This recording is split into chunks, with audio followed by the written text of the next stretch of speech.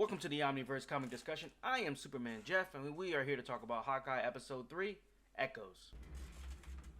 The episode picks up with a young Echo in 2nd grade in 2007. She feels out of place because she seems to be the only deaf person in class.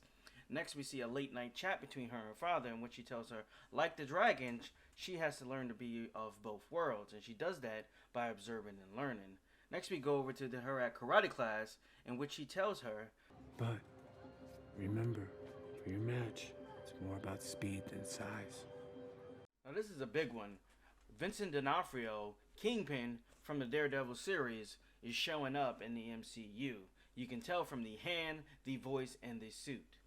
This is a big deal because there's been plenty of speculation that he would make his way over and that Matt Murdock would make his debut in the Spider-Man No Way Home movie. During Maya's match, we get the first glimpse of her photogenic reflexes. We see her pretty much outmaneuver an opponent seems to be stronger and more experienced than her. Next, we see Maya's motivation as she arrives at the Fat Man garage just in time to see Rodin put a sword through her father. This kind of hit me in the feelings. They have a heartfelt chat in which he tells her,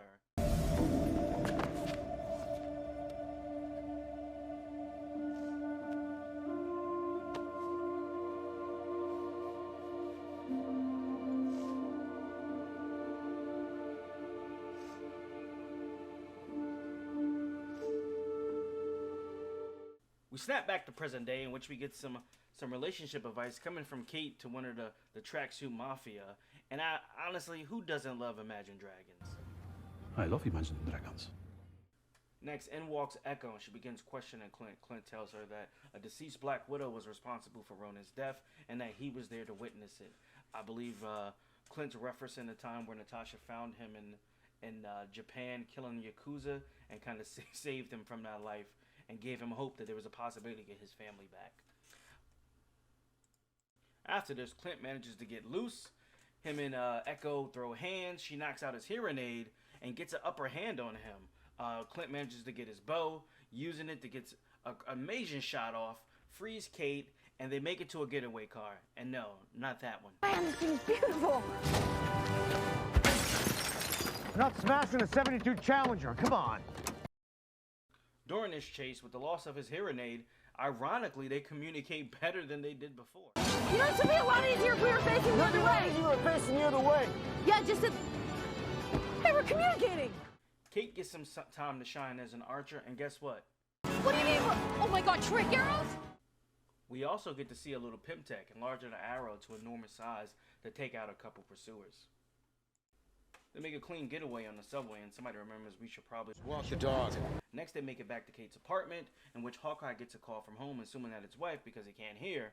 Kate informs him that it's a little boy, Nathan, his youngest son.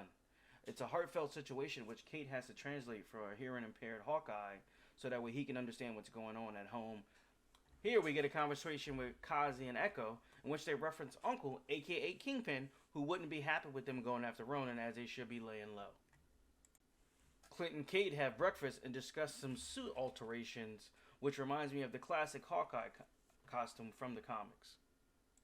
Clint and Kate get into Bishop Manor, in which they make it into Bishop Security. They find out that Kazi is employed by Sloan Limited, which could reference Walker Sloan, who is the CEO of Alchemax. And if you're familiar with Into the Spider-Verse, you know that Kingpin actually owned Alchemax.